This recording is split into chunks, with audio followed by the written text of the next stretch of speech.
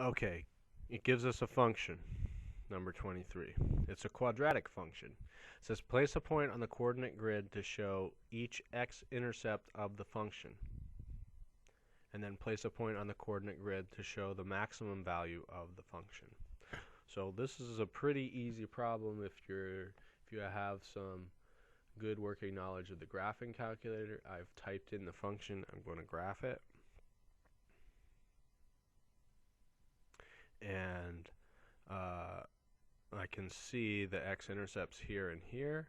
I could also take a look at the table and see the x-intercepts would be when y is equal to 0. So at -2 and at 3. You can see that on the graph as well.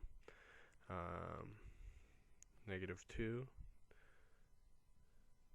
and 3. Both of those are 0. So I'm going to put a point on the coordinate grid at -3. And, oh, wait, sorry, that's supposed to be -2. Wish I was using a pencil so I could erase that. There's -2 and +3.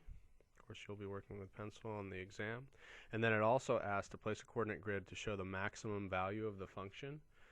Well, I can't quite totally tell where that maximum is. I'm going to go into my table to maybe get a clue. It looks like at 0 and 1, these are both at 6. I don't know if it goes any higher than that. I'm going to use my calculator menu here to just see what's going on here. This is asking me for a left bound, so I'm going to go left of the maximum. I'm going to go right of the maximum. I can actually see here that it's going to go above 6. 6.25, and the maximum is at like 0.5. That's if you round it. So at 0.5, 6.25, this would be 7.